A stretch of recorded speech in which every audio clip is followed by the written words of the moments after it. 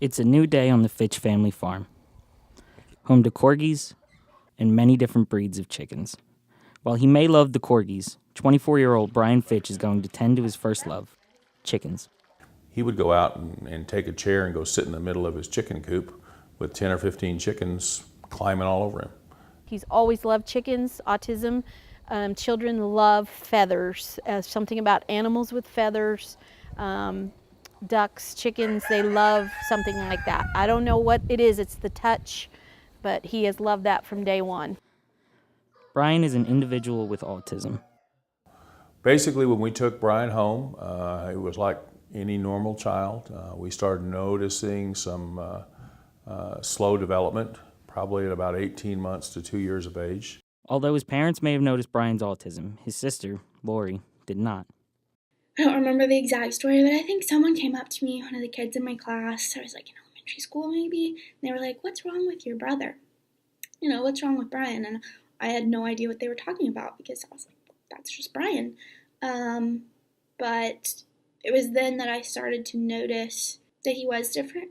He would go to different classes. He just had quirks and differences, I guess the world showed me, but the world sometimes views those differences as a negative. And they're not. They're just not. After realizing Brian had autism, the family did all they could to help him. After intense therapy, Brian blossomed into a social butterfly. I do not like going grocery shopping with Brian. It's that simple. It has nothing to do with any negatives. It has to do with he knows everybody.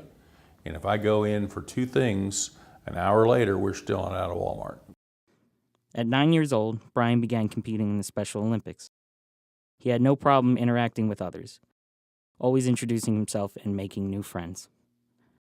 He has won a gold medal in every event he's competed in: swimming, bowling, singles bocce, unified bocce, and equestrian. It has been such an amazing thing for him.